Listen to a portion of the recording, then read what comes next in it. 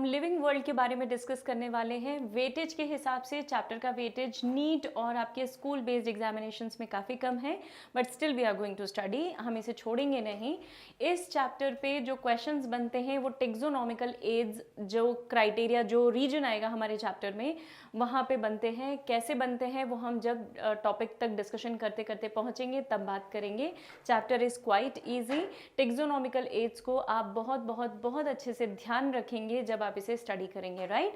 So let us start with the chapter. यहाँ पे हम लिविंग ऑर्गेनिजम्स मतलब बायोलॉजी, बायोलॉजी का मतलब होता है लिविंग ऑर्गेनिजम्स की स्टडी।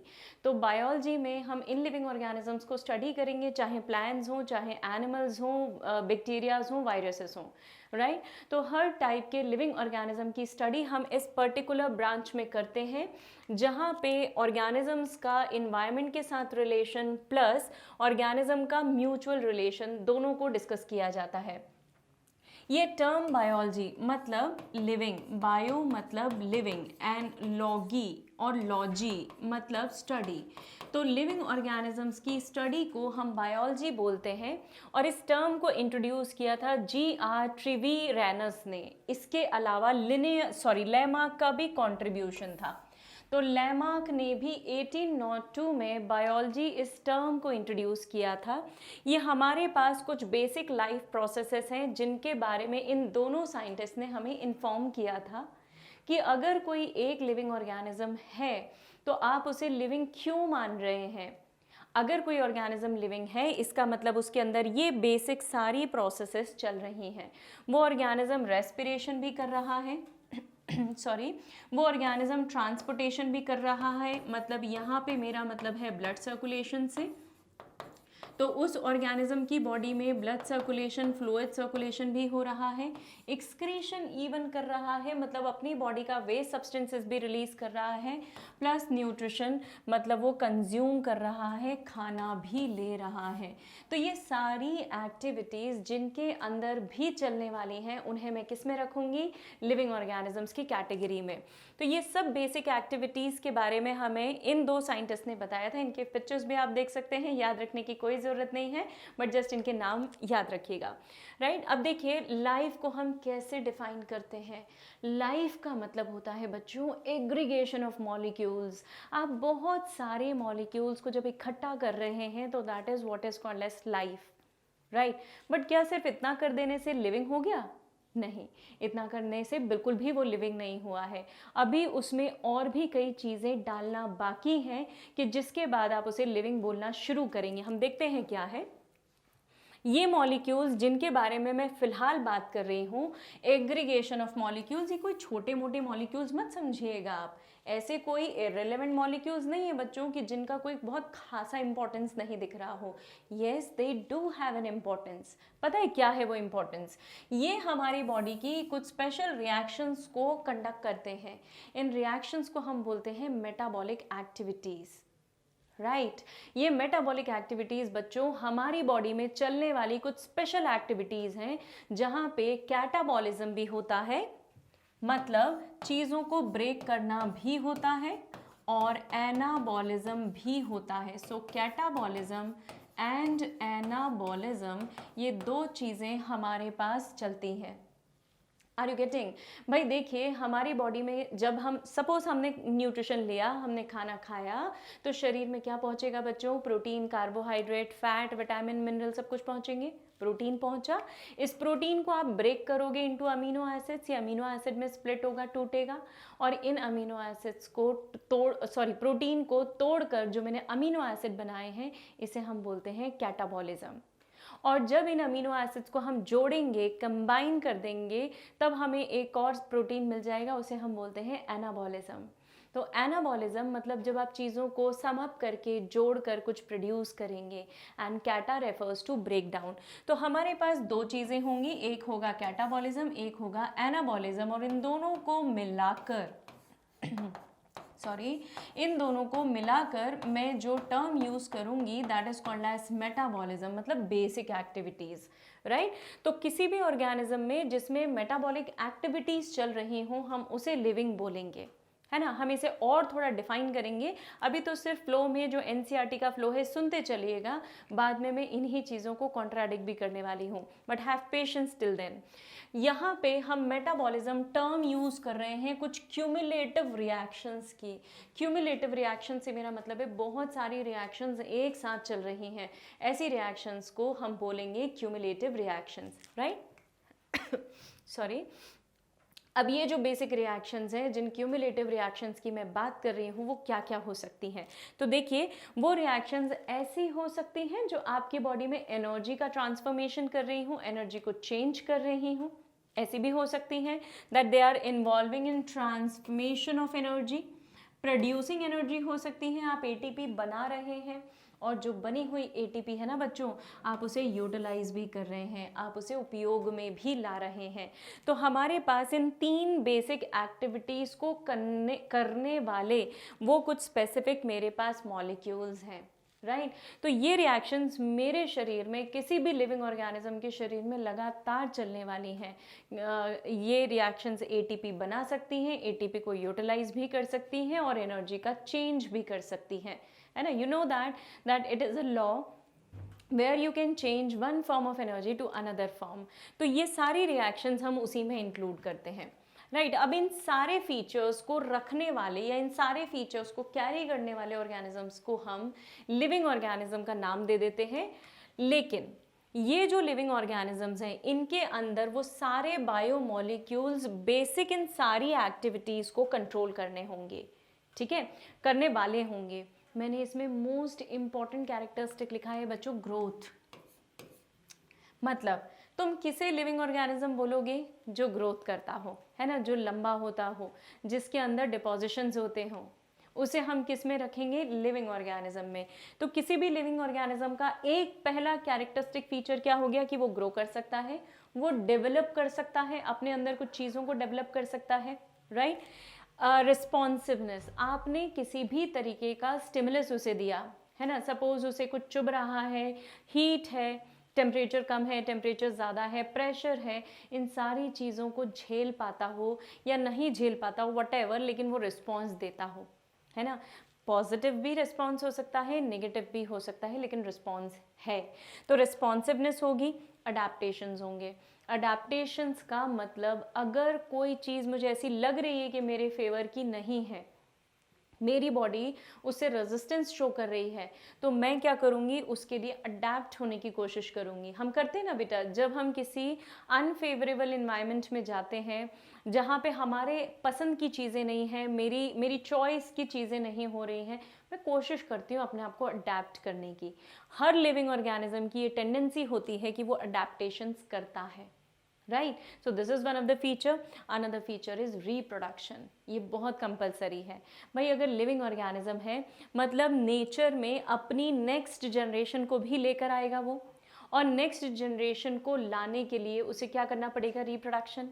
तो हो सकता है वो मेरा ऑर्गेनिज्म रिप्रोडक्शन रिप्रोडक्शन एसेक्सुअल करता हो, या हो सकता है वो सेक्सुअल करता हो। तो रिप्रोडक्शन कुछ भी हो, कैसा भी मोड हो, लेकिन वो रिप्रोड्यूस करता हो। तो ये कुछ इंपॉर्टेंट फीचर्स हैं जो वो बायोमोलिक्यूल्स कंडक्ट करते हैं उस पर्टिकुलर लिविंग ऑर्गेनिज्म के अंदर। तो किसी भी लिविंग ऑर्गेनिज्म के कैरेक्टरिस्टिक्स क्या क्या हो गए कि वो सेलुलर एसोसिएशन दिखाएगा, दिस इज अनदर फीचर। मतलब उसके पास वही बायोमोलिक्यूल्स का एग्रीगेशन होगा बच्चों, और उन बायोमोलिक्यूल्स का कोऑर्डिनेशन होगा आपस में। उन बायोमोलिक्यूल्स को यूज़ करके हम कोई फंक्शन, कोई रोल प्ले कर पाएंगे। तो वो एसोसिएशन मतलब सेलुलर एसोसिएशन हो गया। रिस्पॉन्स टू स्टिमुलाई हो गया, आइदर पॉजिटिव और negative, whatever you say. Reproduction, as I mention, asexual reproduction हो सकता है, सेक्सुअल रिप्रोडक्शन हो सकता है। ग्रोथ, कंटिन्यूसली उसने बढ़ना है। एंड मेटाबॉलिज्म, अपने आप को मेंटेन करने के लिए नॉर्मल एक्टिविटीज़ उसके शरीर में होनी चाहिए। तो that is what is referred as metabolism. Now cellular association, as we already discuss कि बहुत सारे सेल्स जो हैं वो आपस में कनेक्टेड हैं। ये cells, let me go back, excuse me, बहुत सारे सेल्स हैं जो आपस में कनेक्टेड हैं, और कनेक्ट होकर अगर सपोज इफ़ आई हैव और if the organism have only one cell, तो उस ऑर्गेनिज्म को मैं बोलती हूँ यूनिसेलुलर। लेकिन अगर इसके अगेंस्ट मेरे ऑर्गेनिज्म के पास मेनी सेल्स हों, कई सारे सेल्स हों, ठीक है, तो ऐसे ऑर्गेनिज्म को हम बोलते हैं मल्टी सेलुलर। तो we have two categories of organism on the basis of number of cells. Numerous cells होंगे, बहुत होंगे, तो मल्टी सेलुलर बोल दीजिए आंख बंद करके, जैसे हम एनिमल्स, प्लांट्स। और यूनिसेलुलर होंगे मतलब सिंगल सेल होगा, right. So on the basis of cellularity, या इसी को हम बोलते हैं cellular association. Response to stimuli, क्योंकि मैं अपने सराउंडिंग से अडेप्ट होना चाहती हूँ, एडजस्ट होना चाहती हूँ, इसलिए definitely I will show response towards stimuli, right. क्योंकि हम कनेक्टेड हैं बेटा, आउटर इन्वायरमेंट से हम कंप्लीटली कनेक्टेड हैं। अगर उस इन्वायरमेंट से आप कनेक्टेड हो तो शायद आप पॉजिटिवली हो, शायद आप निगेटिवली हो। We can be neutral that way, isn't it. हम न्यूट्रल तो नहीं हो सकते। तो इसीलिए यहाँ पे ऑर्गेनिज्म जो है वो रिस्पॉन्स देता है। Reproduction we talked about, own species को मल्टीप्लाई करना, राइट। समझ रहे हैं आप, बात बहुत आसान है, सारी चीज़ें अपनी खुद की नेक्स्ट जनरेशन को लेके आना, that is what is called as reproduction. और ये ऑर्गेनिजम्स क्या करते हैं, रिप्रोडक्शन शो करते हैं। तो that is one of the specific feature, one of the most important feature, growth. Organism छोटा हो, बड़ा हो, यूनिसेलुलर हो, मल्टी सेलुलर हो, डजेंट मैटर, उसने ग्रो तो करना पड़ेगा। कुछ ऑर्गेनिज्म ऐसे होते हैं बेटा, जैसे यूनिसेलुलर ऑर्गेनिजम्स की बात करूं तो growth is associated with reproduction, क्योंकि उन बेचारों का लाइफ स्पैन है ही कितना, बहुत कम। तो वो फटाफट ग्रो कर लेंगे, और ग्रोथ के साथ साथ उनके अंदर, ग्रोथ के एंड होते होते उनके अंदर रिप्रोडक्शन भी हो जाएगा, and later they will die, generation खत्म, राइट। लेकिन हमारे केस में ऐसा नहीं है, प्लांट्स के केस में ऐसा नहीं है। हमें लंबा समय ग्रोथ के लिए देना पड़ता है। जब हम सफिशिएंटली ग्रो कर जाते हैं तो फिर हम रिप्रोड्यूस करते हैं, राइट। तो रिप्रोडक्शन जो है, सॉरी, ग्रोथ जो है वो हमेशा, ग्रोथ के बाद जो है हमेशा रिप्रोडक्शन होगा। Every single cell grows, remember that, there is no exception. Although हमारे न्यूरल सेल्स जो है, हमारे न्यूरॉन्स जो हैं, they are fixed, they do not increase in number, but they grow in initial stages, right. Cell grow करेगा बच्चों, grow करने के बाद उसकी एजिंग हो जाएगी, है ना। अब वो और फर्दर ग्रोथ नहीं कर पाएगा, एंड धीरे धीरे उसमें क्या होगा, डिटेरियोरेशन होना शुरू हो जाएगा, मतलब वो अपनी ग्रोथ को छोड़ देगा, है ना। मरने वाली स्टेज जो है, that is called as senescence, and later it will go to the death phase, right. So growth is an important feature. Of course, metabolism is an important feature. We already talked about it. तो ये सारी चीज़ों को हमने summarise किया है।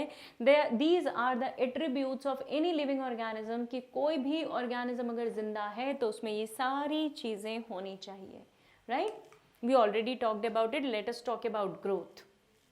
मैं growth किसे बोलती हूँ बच्चों? ग्रोथ का मतलब होता है नंबर का इंक्रीज होना। अगर कोई सेल, सपोज मेरे पास 100 सेल्स हैं, 100 से 200 हो गए, तो मैं क्या कह दूं कि उसकी ग्रोथ हो गई है? हाँ, बिल्कुल कह सकते हैं। 100 सेल थे, अभी 200 सेल हो गए, तो सेल का नंबर बढ़ गया ना, और बढ़ गया सेल का नंबर, तो आप कह दीजिए कि ग्रोथ हो गई है। क्या बच्चों, सेल का मास बढ़ने को भी ग्रोथ कहोगे? अरे यस, ऑफ कोर्स। मास बड़ा है मतलब उसके अंदर ऑर्गेनिक मैटर बड़ा है, और ऑर्गेनिक मैटर बिना मेटाबॉलिज्म के तो नहीं बड़ा होगा। Metabolism is the characteristic of any living organism, and growth is the characteristic of any living organism. इसका मतलब मैं ग्रोथ को किससे एसोसिएट करूंगी? ये जो कैरेक्टरिस्टिक्स ऑफ ग्रोथ है, इसे मैं किससे एसोसिएट करूंगी? इंक्रीज इन नंबर, सेल्स का नंबर बढ़ना चाहिए, plus increase in mass, overall total mass of the cell should increase. Growth या तो किसी सेल के अंदर के प्रोटोप्लाज्म की हो, है ना, मतलब जहाँ पे साइटोप्लाज्मिक कंटेंट हो पूरी, वो ग्रोथ हो, लिविंग सब्सटेंसेस की ग्रोथ हो, या नॉन लिविंग सब्सटेंसेस का डिपोजिशन हो, एपोप्लाज्मिक ग्रोथ, है ना। एपोप्लाज्मिक ग्रोथ, लिविंग नॉन लिविंग दोनों सब्सटेंसेस के डिपोजिशन से मास बढ़ता है, ग्रोथ बढ़ती है। जैसे प्लांट सेल की बात लो बच्चों, प्लांट सेल्स की ग्रोथ कैसी होती है? प्लांट सेल्स के अंदर एक तो नंबर बढ़ता है, उसके बाद फिर डिपोजिशन शुरू होते हैं, पेक्टिन का डिपोजिशन, हेमीसेलुलोज का डिपोजिशन, लिग्निन का deposition, right. So there are various kinds of substances बच्चों जो प्लांट्स के ऊपर डिपॉजिट होते हैं, और वो डिपॉजिट होने के बाद मैं कह सकती हूँ कि मेरे सेल ने क्या कर ली है, ग्रोथ कर ली है। सेकेंडरी ग्रोथ बोलते हैं उसे, है ना। एक होती है प्राइमरी ग्रोथ और एक होती है सेकेंडरी ग्रोथ। तो सेकेंडरी ग्रोथ का मतलब होता है जब प्लांट के ऊपर डिपोजिशंस बढ़ना शुरू होंगे, राइट। सो यूनिसेलुलर ऑर्गेनिजम्स के अंदर जो रिप्रोडक्शन की प्रोसेस है वो काफ़ी बेसिक होती है, that is only binary fission and fragmentation. There are more processes like budding है, स्पोर फॉर्मेशन है, वो भी सारी चीज़ें हैं। स्पोर फॉर्मेशन वैसे एल्गी फंगस के लिए यूज़ करते हैं हम, but when I am talking about unicellular organism तो उनके अंदर ग्रोथ और रिप्रोडक्शन दोनों सिनोनिमस हैं, क्योंकि दोनों चीज़ें साथ साथ होती हैं। अगर वो रिप्रोड्यूस कर रहे हैं मतलब उन्होंने ग्रोथ कर ली है, अगर उन्होंने ग्रोथ कर ली है मतलब वो रिप्रोड्यूस कर रहे हैं। बाइनरी फिशन अगर उन्होंने किया है मतलब एक बैक्टीरिया से मेरे पास 2 बैक्टीरियाज का फॉर्मेशन है with each having their own genetic material, isn't it, although they are unicellular, पर इसका मतलब ये नहीं है कि वो डीएनए कॉपी किए बिना डिवाइड कर जाएंगे, नई जनरेशन ले आएंगे। No, it is not going to happen that way. हमेशा जब भी नया सेल बनेगा तो पुराने सेल के डीएनए को कॉपी करके ही नया सेल बनता है, इजंट इट। फ्रैगमेंटेशन का मतलब होता है बच्चों कोई एक बड़ा सा ऑर्गेनिज्म है, इसे मैंने छोटे छोटे पीसेस में कन्वर्ट कर दिया है। ऑल्दो ये मैं एक मल्टीसेलुलर ऑर्गेनिज्म का एग्जांपल लेके दिखा रही हूँ, डायग्राम से शायद आपको याद आ रहा होगा, बट फ्रैगमेंटेशन का मतलब होता है बड़े ऑर्गेनिज्म के फिलामेंट्स हैं कुछ हैं और वो ब्रेक हो गए हैं इनटू स्मॉल पीसेस। ये प्लेनेरिया में भी होता है, प्लेनेरिया में रीजनरेशन की प्रोसेस होती है, तो पहले planaria gets broken down into pieces और उसके बाद वो रीजनरेट होता है। So this is how these organisms they reproduce. लेकिन हम सिर्फ सेल के नंबर के बढ़ने से या डिपोजिशंस के होने को ग्रोथ नहीं कह सकते। पता है क्यों? क्योंकि ग्रोथ तो किसी माउंटेन की भी होगी ना, किसी माउंटेन के ऊपर डिपोजिशंस होते हैं और वो डिपोजिशंस किसके कारण होते हैं? वेदरिंग ऑफ रॉक्स के कारण, इजंट इट। भाई तेज हवा चल रही है, पानी बह रहा है, तो उससे क्या हुआ है किसी और जगह की मिट्टी जो है वो इस माउंटेन पे आ गई, माउंटेन का मास बढ़ गया, है ना, माउंटेन के ऊपर डिपोजिशंस बढ़ गए, तो क्या उसे भी ग्रोथ बोलेंगे हम? नहीं, that is not growth. Growth के अलग पैरामीटर्स होते हैं। एक लिविंग सेल डिवाइड होकर नए सेल्स बनाता है तो ग्रोथ होगा। जस्ट एक जगह से उठा के कोई चीज़ दूसरी जगह डाल दी और उसके ऊपर डिपोजिशंस बढ़ने को हम कभी भी ग्रोथ नहीं कंसिडर करेंगे, राइट। तो हम सैंड ड्यून्स और माउंटेन्स एक्सेट्रा पे मास का, नंबर का साइज बढ़ना, क्लाउड्स का फॉर्मेशन, इसको कभी भी ग्रोथ नहीं बोलेंगे। This is just changing of form, right, this is not the exact growth. ऐसी ग्रोथ जिसको हम प्लांट्स में देख सकते हैं, जो मैंने अभी आपको बताई थी, जहाँ पे डिपोजिशंस किसी ऑलरेडी एग्जिस्टिंग सेल पे होते हैं, ऐसी ग्रोथ को हम बोलते हैं एक्सट्रिंसिक ग्रोथ, मतलब डिपोजिशन ऑन आउटसाइड, है ना, किसी भी बाहर के प्लेस पे डिपोजिशन। तो अगर बाहर से आप चीज़ों को डिपॉजिट करेंगे तो उसे हम बोलते हैं एक्सट्रिंसिक ग्रोथ, और अंदर पे अगर आप सब्सटेंसेस को डिपॉजिट, सॉरी नॉट सब्सटेंसेस को डिपॉजिट, अगर सेल मेरा जो है वो अंदर से ही डिवाइड होकर नए सेल्स बनाता है तो ऐसी ग्रोथ को हम बोलते हैं intrinsic growth. So we have 2 patterns of growth, one would be extrinsic and another would be intrinsic. Suppose ये मेरा एक सेल है, सीड है, इस सीड ने जर्मिनेट किया, नए पार्ट्स बन गए and all the parts are now visible, this is what is intrinsic growth. लेकिन प्लांट्स के अंदर बच्चों सेकेंडरी ग्रोथ भी होती है, जिससे प्लांट की स्टेम जो है वो बहुत मोटी, थिक होती जाती है, उसे हम इंट्रिंसिक ग्रोथ में इंक्लूड करते हैं, राइट।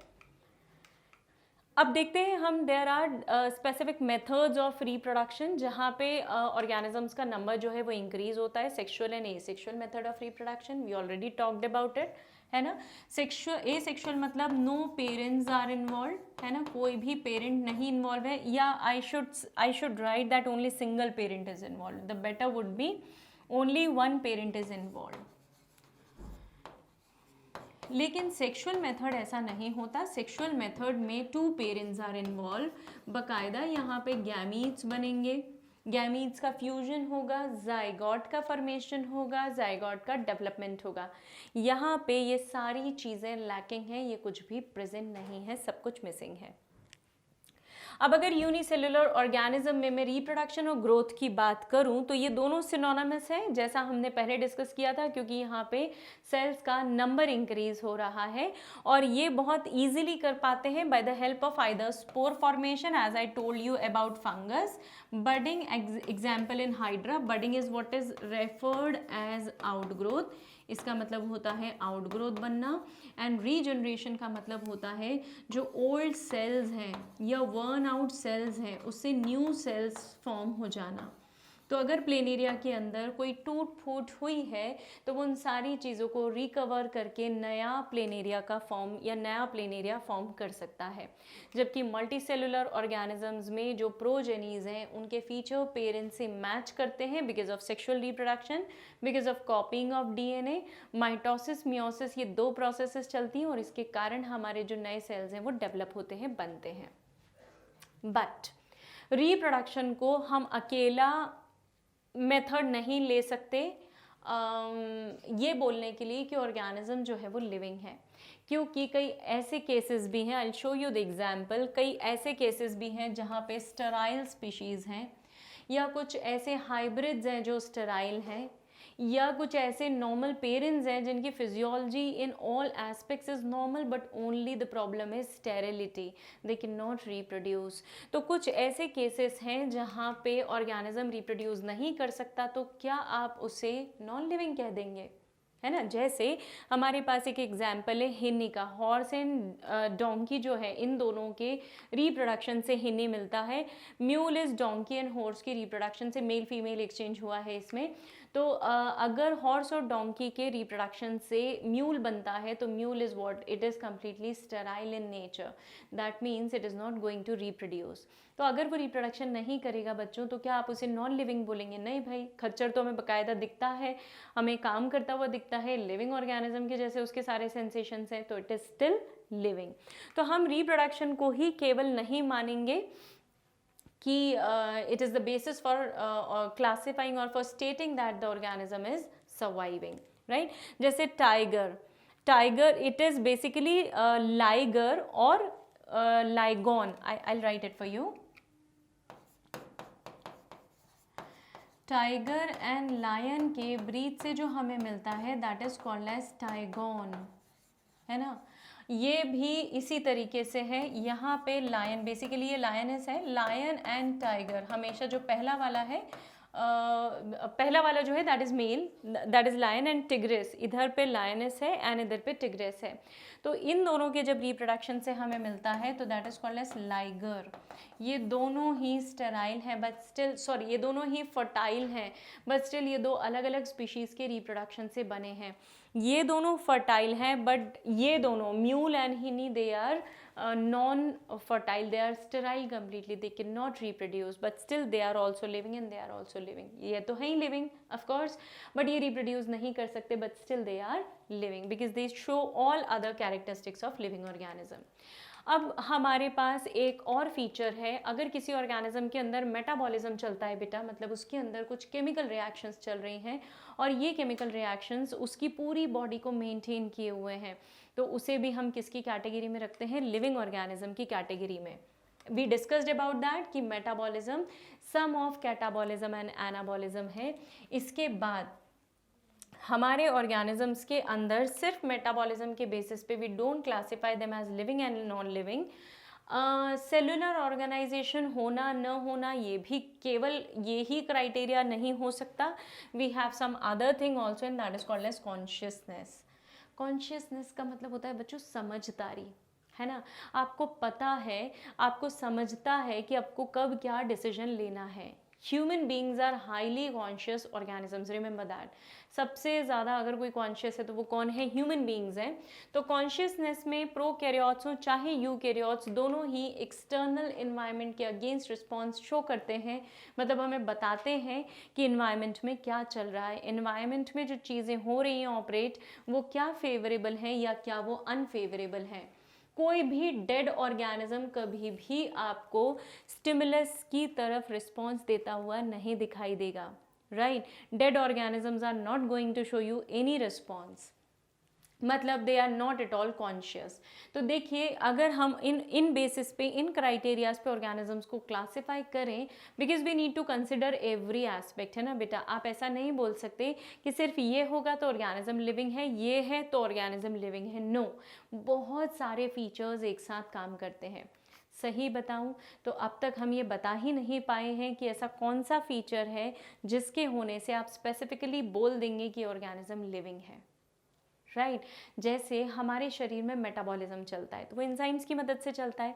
एंजाइम्स की मदद से जो मेटाबॉलिज्म आपकी बॉडी कर रही है, क्या वो एंजाइम्स बाहर नहीं काम करते शरीर के? अरे करते हैं भाई, बिल्कुल करते हैं।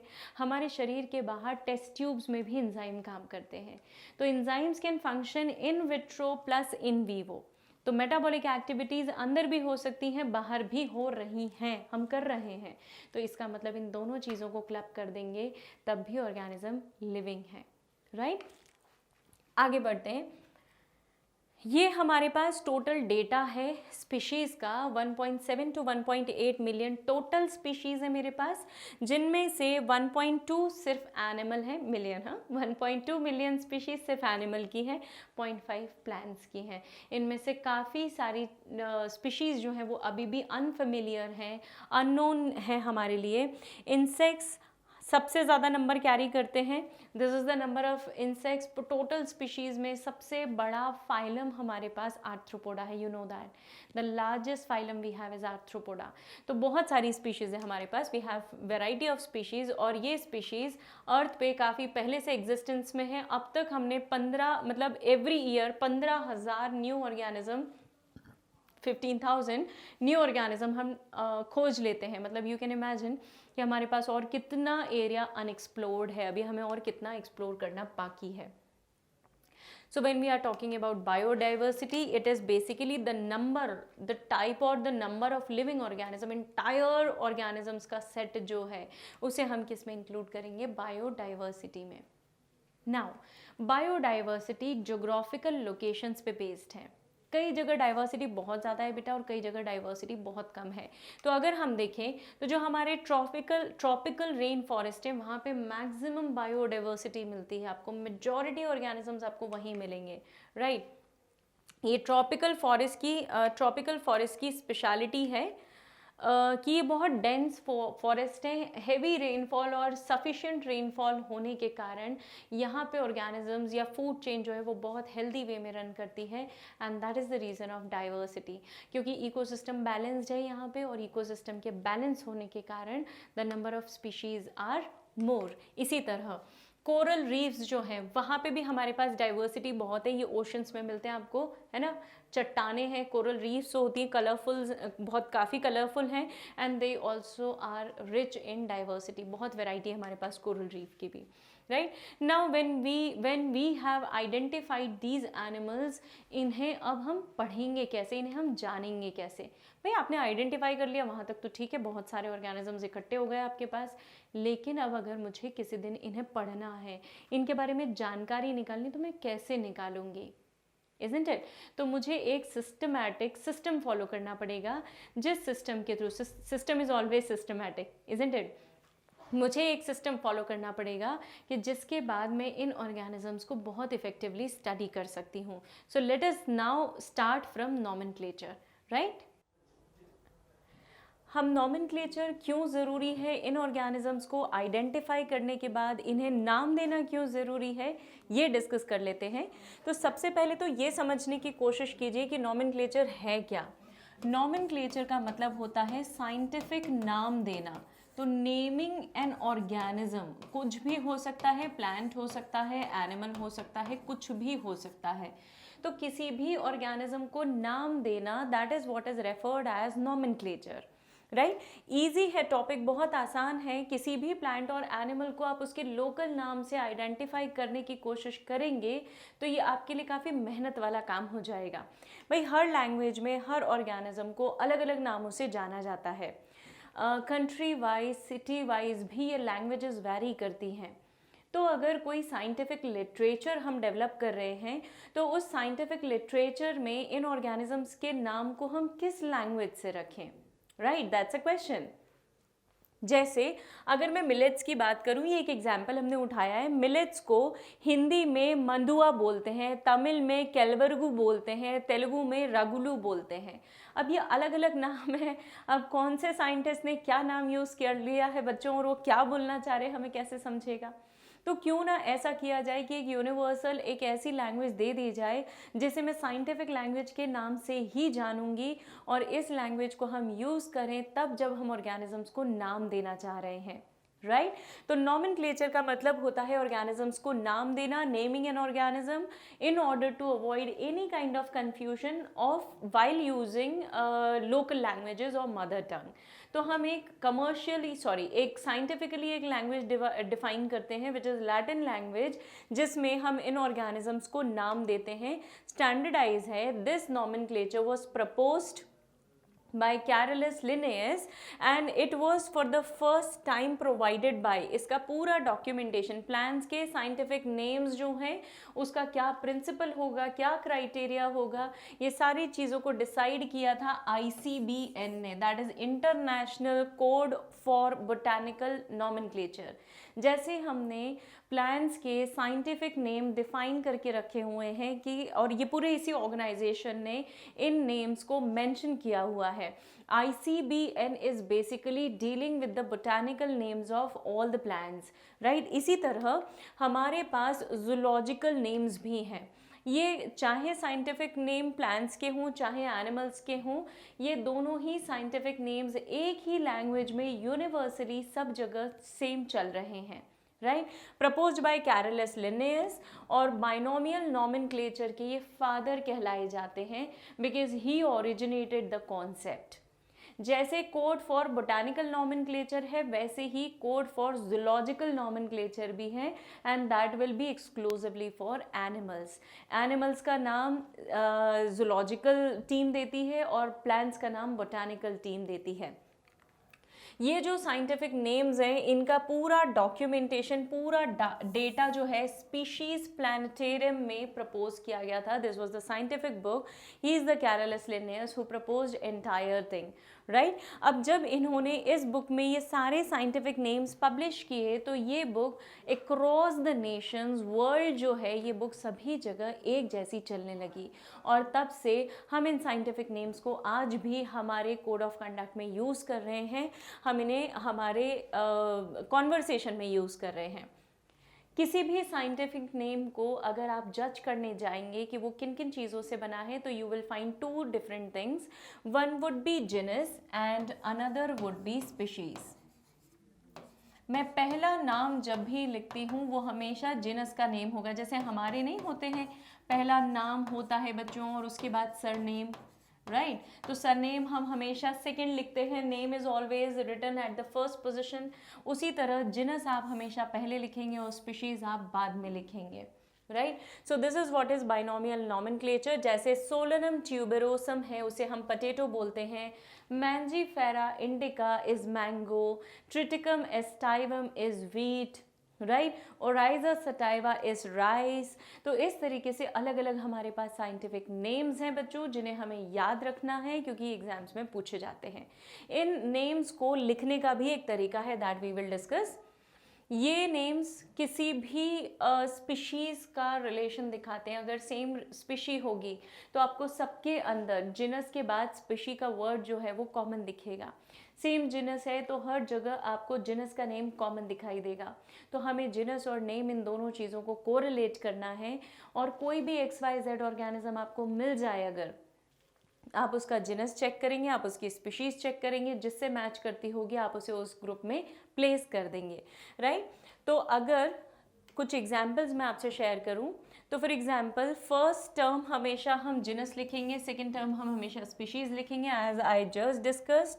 अब अगर फ्रॉग का साइंटिफिक नेम हो तो that is Rana tigrina, rose का scientific name is Rosa indica, humans का साइंटिफिक नेम होमो सेपियंस, और पी का scientific name is Pisum sativum.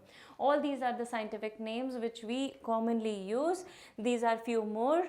Lion का पैंथरा लियो है, जिसमें पैंथरा जो है वो जिनस है एंड लियो जो है वो स्पीशी है। So this is how we give names to the organism. इसको लिखने के कुछ रूल्स हैं बेटा। लैटिन लैंग्वेज में लिखा जाता है, और अगर आप इसे हाथ से लिख रहे हैं तो आप उसे अगर आप इसे टाइप कर रहे हैं तो आप इसे इटैलिक्स में लिख देंगे, राइट। थोड़ा सा तिरछा जो हम लिखते हैं दैट इज इटैलिक्स। और अगर आप अपने हाथों से लिख रहे हैं तो आप अंडरलाइन कर देंगे। You need to follow all these conventions while you are writing these scientific names. Latin language में प्रपोज हैं ये सारे नाम। यहाँ पे स्पेसिफिक एपिथेट ये डिनोट करता है. For example, the first 2 word in any biological name represents the genus while the second components denote specific epithet. मतलब आपकी species denote करता है, as we just discussed. ये NCERT का point है, इसलिए as it is उठाया है हमने. अब अगर आप हाथ से लिख रहे हैं तो आप अंडरलाइन करेंगे, प्रिंटेड होगा तो फिर ये इटैलिक्स में होगा. इसके अलावा जिनस और स्पीशी दोनों को लिखते टाइम बीच में एक स्पेस रहेगा. जिनस अलग रहेगा, स्पीशी अलग रहेगा, दोनों के बीच में एक गैप रहेगा. So there will be always a gap between genus and species. Genus का जो फर्स्ट अल्फ़ाबेट है that has to be capital, और स्पीशीज़ का you can write it small, right. तो स्पीशीज़ का नाम हमेशा स्मॉल लेटर से डिनोट होगा, इंडिकेट शुरू होगा, और जो हमारे पास जिनस का नाम है वो हमेशा कैपिटल लेटर से डिनोट होगा. तो मैंजीफेरा में M would be capital, indica का I would be small, Rana tigrina में R would be capital, T would be small.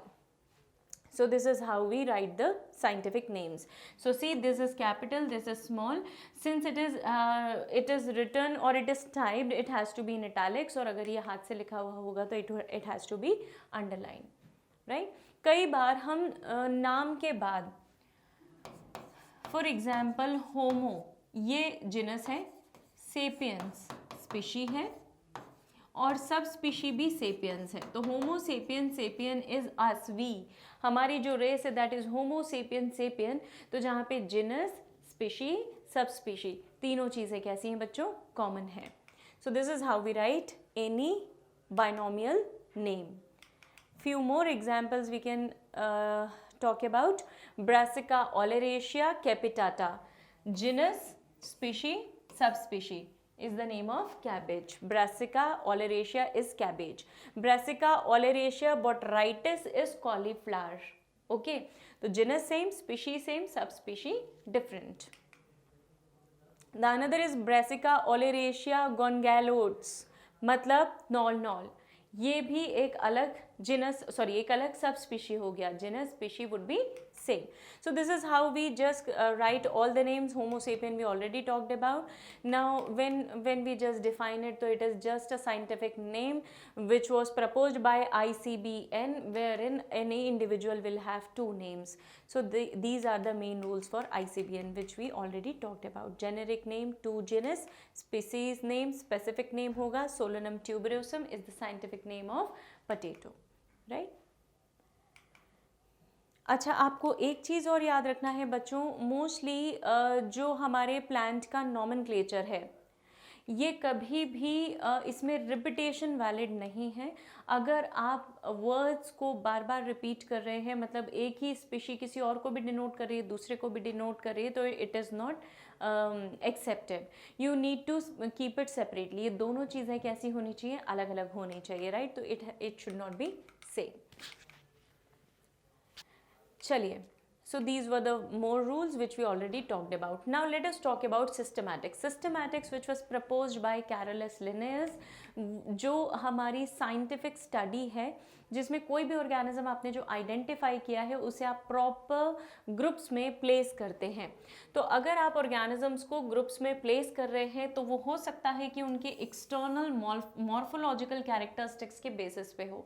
मतलब वो ऑर्गेनिजम्स दिखते कैसे हैं, बाहर से उनके फीचर्स कैसे हैं, उनकी रूट, उनकी लीव्स कैसी हैं, स्टेम्स कैसी हैं, फ्लावर्स कैसे हैं, उसके बेसिस पे हम इन ऑर्गेनिजम्स को क्लासीफाई कर सकते हैं morphologically, and we can write about them. ये जो डिस्क्रिप्शन है ये डिस्क्रिप्शन कॉमन भी हो सकता है. अगर 2 ऑर्गेनिज्म सेम जिनस के हों तो उनमें काफ़ी सिमिलैरिटी दिखेगी. अगर उनके स्पीशीज़ सेम है तो और ज़्यादा सिमिलैरिटीज़ दिखाई देंगी. सब स्पीशीज़ सेम है तो वो सिमिलर ही हो गए काफ़ी हद तक, right. So this shows inter relationship amongst plants and animals. तो systematics, the term systematics, taxonomy and classification, ये सब लगभग सिमिलर हैं क्योंकि इन सब में हम कुल मिला के एक ही काम करते हैं कि आपने जो भी ग्रुप ऑफ ऑर्गेनिजम्स आइडेंटिफाई किए हैं आप इन्हें सबसे पहले मैच करते हैं with the previous available species. और जहाँ पे आपको ये किसी पर्टिकुलर ग्रुप से मैच होते हुए दिखाई दे जाते हैं, you just say that this belongs to the same species. So this is how we classify organism and this is what is taxonomy. Carolus Linnaeus is the father of taxonomy. H Santapau is called as father of Indian taxonomy. ये भी ध्यान रखेंगे आप, although बहुत directly questions इस पे नहीं पूछे जाते हैं. Now when we talk about classification, why we are classifying these organisms, भाई ज़रूरत क्या पड़ गई इन organisms को classify करने की. आप लाइब्रेरी जाएं, आपके पास हज़ारों किताबें हैं, अगर आप उन्हें सिस्टमैटिकली क्लासीफाई करके नहीं रखेंगे तो क्या आप उन्हें कभी भी पढ़ पाएंगे? नहीं ना. तो इसीलिए क्लासिफिकेशन एक बहुत ज़रूरी हो जाता है, क्योंकि जब आप क्लासिफाई कर देते हैं तो आप चीज़ों को काफ़ी आसानी से पढ़ पाते हैं. Therefore classification is necessary. वो चाहे प्लांट्स का हो, चाहे एनिमल्स का हो, आप चाहे उन्हें सिमिलैरिटीज़ के बेसिस पे क्लासिफाई करें, चाहे आप उन्हें डिसिमिलैरिटीज़ के बेसिस पे क्लासिफाई करें. अगर हम क्लासिफिकेशन के टाइप्स पे जाएं तो we have artificial classification, practical classification, natural classification and phenetic classification. ये कुछ अलग अलग टर्म्स हैं जहाँ पे हमने ऑर्गेनिजम्स को अलग अलग तरीके से क्लासिफाई किया है. मोस्ट एक्सेप्टेड क्लासिफिकेशन का जो मैकेनिज्म हमारे पास है that is proposed by Whittaker, Robert Whittaker. तो R.H. विटेकर ने जो 5 किंगडम क्लासिफिकेशन किया है that is the most accepted classification till so far. अब हम शुरुआत करते हैं एक एक क्लासिफिकेशन की. जैसे प्रैक्टिकल क्लासिफिकेशन के बारे में बात करूं तो हमारे पास जो भी प्लांट है उस प्लांट की यूटिलिटी क्या है हमारे लिए, उसके प्रैक्टिकल एप्लीकेशंस क्या है, वो हमें कहाँ कहाँ मदद देता है, उसके बेसिस पे हमने जब उसे क्लासिफाई किया है तो that is called as practical classification, right. For example oil yielding plants मेरे पास कोकोनट, वॉलनट, सोयाबीन हो गए. अगर फाइबर यील्डिंग प्लांट्स की बात करूं तो जूट, कॉटन है, इसमें आप कोकोनट को भी रख सकते हैं, उसका कॉयर भी यूज है. तो अलग अलग प्लांट्स जैसे राउवॉल्फिया सर्पेंटिना है, मेडिसिनल प्लांट्स है, eucalyptus, bark of cinchona tree, neem है, ये सब मेरे पास, एस्पैरेगस है, ये सब मेरे पास मेडिसिनल प्लांट्स की कैटेगरी है, राइट. तो प्रैक्टिकल क्लासिफिकेशन क्या हुआ बच्चों? प्रैक्टिकल क्लासिफिकेशन का मतलब है जब आप किसी भी प्लांट के इकोनॉमिक इंपॉर्टेंस के बेसिस पे उसे क्लासिफाई कर रहे हैं. नाउ दिस क्लासिफिकेशन, यहाँ पे कई बार एक प्लांट किसी एक ग्रुप में आ रहा है तो वो दूसरे ग्रुप में भी रिपीट होगा, क्योंकि नॉट नेसेसरी कि वो एक ही यूटिलिटी वाला हो.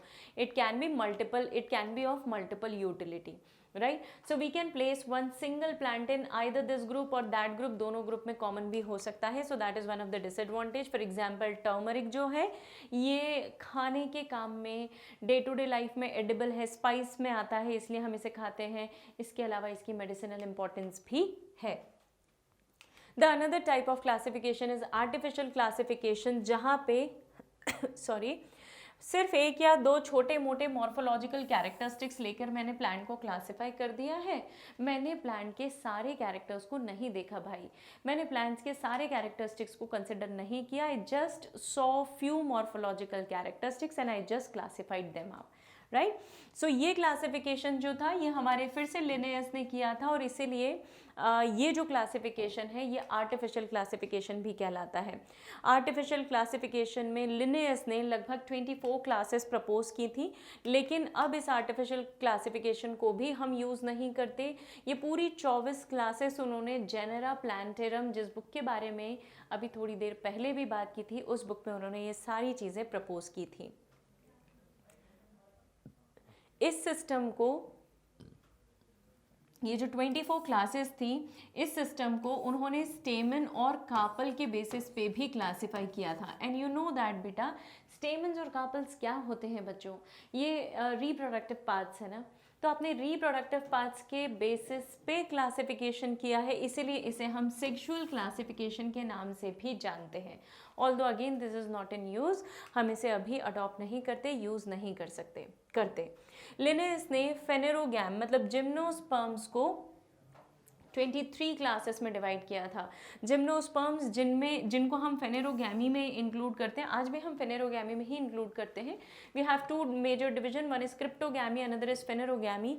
जो फेनेरोगैम्स हैं उनमें 23 क्लासेस हैं, जहाँ पे उन्होंने बहुत सारे अलग अलग प्लांट्स को एक साथ इंक्लूड किया है। For example algae, fungi, mosses, bryophytes, ferns, इन सबको हमने एक ही क्लास में इंक्लूड किया है। तो cryptogamae is one thing and phanerogamae is another thing, another group. ये सिस्टम जो है इसमें वेजिटेटिव प्लस रिप्रोडक्टिव दोनों पार्ट्स को इक्वल इंपॉर्टेंस दिया गया है। किसी प्लांट के अंदर अगर वेजिटेटिव पार्ट्स बेनिफिशियल हैं तो रिप्रोडक्टिव पार्ट्स भी इक्वली बेनिफिशियल हैं। And again the book was same where in this was published. We don't use it now, it is outdated. Natural system of classification में हमने ज़्यादा कहना चाहिए इम्पॉर्टेंस दिया था प्लांट्स के मॉर्फोलॉजिकल कैरेक्टरिस्टिक्स की, प्लांट के अंदर रूट, लीफ, फ्लावर सब कुछ कैसे हैं उसके बेसिस पे। तो यहाँ पे कुछ एग्जांपल्स देखेंगे हम, कुछ इंपॉर्टेंस भी देखेंगे इसका। जैसे सपोज मैंने प्लांट्स को ट्राइमेरस फ्लावर्स हैं जिनके पास 3 पेटल्स हैं, उनको एक ग्रुप में रखा। पेंटामेरस फ्लावर्स हैं, 5 पेटल्स हैं, एक ग्रुप में रखा। सो this is how I am classifying organisms. I am classifying them on the basis of their morphological characteristics, right. इसका इम्पोर्टेंस क्या है? नेचुरल क्लासिफिकेशन काफ़ी हद तक हमें बहुत बेस्ट लगा, क्योंकि यहाँ पे हमने प्लांट्स को उनकी सिमिलैरिटीज़, उनकी डिससिमिलैरिटीज़ के बेसिस पे क्लासिफाई किया था। और इस तरीके से क्लासिफाई करने का फ़ायदा ये है कि अब मुझे कोई और नया प्लांट मिला तो मुझे ये कहना चाहिए, ये क्लिक करेगा कि मुझे इस प्लांट को कौन सी कैटेगरी में रखना चाहिए, क्योंकि ये प्लांट किस दूसरे प्लांट से सिमिलर है, that I would be able to know, right. So again that represents inter relationship amongst plants. कई सारी सिमिलैरिटीज़ हैं, कई सारी डिससिमिलैरिटीज़ हैं, और यही इसका एक डिसएडवांटेज भी हो गया था, क्योंकि कई बार प्लांट्स में बहुत ज़्यादा सिमिलैरिटीज़ हैं, कम डिससिमिलैरिटीज़ हैं, कई बार बहुत ज़्यादा डिससिमिलैरिटीज़ भी हैं, तो वो थोड़ा सा ग्रॉस लेवल पे चला गया था। Then we have done phenetic classification, जहाँ पे प्लांट्स को हमने एक्चुअली कितनी सिमिलैरिटीज़ हैं और डिससिमिलैरिटीज़ उनके नंबर्स के बेसिस पे क्लासिफाई किया। मतलब अब ये ग्रॉस नहीं था, this was quite minute, quite detailed one, क्योंकि मैंने ये काउंट किया बाकायदा कि कितनी सिमिलैरिटीज़ हैं और इधर पे कितनी डिससिमिलैरिटीज़ हैं। तो this is how I classified. ये क्लासिफिकेशन आप बहुत ईजिली कंप्यूटर्स पे मैप कर सकते हो, बहुत इजीली आप डेटा को रिट्रीव कर सकते हैं, क्योंकि सारी चीज़ें आपको सिस्टम पे रन करते हुए दिखाई देंगी। So this is most accepted classification till so far. इस क्लासिफिकेशन में हमने जो भी प्लांट है उसे, या जो भी स्पीशी है उसे हमने नंबर या कोड्स असाइन किए हुए हैं, स्पेसिफिक कोड्स स्पेसिफिकली, जो उस कैरेक्टर से एसोसिएटेड होंगे, और उस कोड से रिलेटेड वो एकमात्र प्लांट होगा, उस एकमात्र कैटेगरी होगी उस पूरे सिस्टम में, डेटाबेस में। तो here it makes it more easy for us to retrieve the information. मेरे पास सब कुछ सिस्टम पे दिख रहा है, मैं सिर्फ उसे सर्च में डालूंगी and I will get the information. So this is most accepted and convenient even. बहुत आसान क्लासिफिकेशन है ये। यहाँ पे जिन ऑर्गेनिजम्स में बहुत ज़्यादा सिमिलैरिटीज़ हैं उन्हें मैंने एक ग्रुप में रख दिया है, जिनमें कंपैरेटिवली कम सिमिलैरिटीज़ हैं उन्हें मैंने एक डिफरेंट ग्रुप में रखा है। सो यहाँ पर एक चीज़ जो आपको याद रखनी है बच्चों, अगर मान लीजिए इस क्लासिफिकेशन की मैं बात करूँ तो अगर एक कैरेक्टरिस्टिक है which is not given any one characteristic which do not have that importance level, तो उसके बाकी के कैरेक्टर्स को भी कंसिडर किया जाता है। तो आप सिर्फ एक के बेसिस पे क्लासिफिकेशन नहीं करेंगे, you will then find out about, you will then find out similarities related to all, right. तो हम सिर्फ किसी एक के बेसिस पे डिसीजन नहीं लेंगे। अगर नेचुरल क्लासिफिकेशन की मैं बात करूं तो यहाँ पे फ्लोरल कैरेक्टरिस्टिक्स जो हैं, मतलब रिप्रोडक्टिव कैरेक्टरिस्टिक्स, फ्लावर क्यों इम्पॉर्टेंट है? क्योंकि फ्लावर जो है वो सेक्सुअल रिप्रोडक्शन में पार्टिसिपेट करता है। तो अगर किसी प्लांट के पास मेल फ्लावर है तो उसकी एक स्पेसिफिक क्वालिटी होगी, फीमेल फ्लावर है तो स्पेसिफिक क्वालिटी होगी, बाइसेक्सुअल फ्लावर है तो स्पेसिफिक क्वालिटी होगी।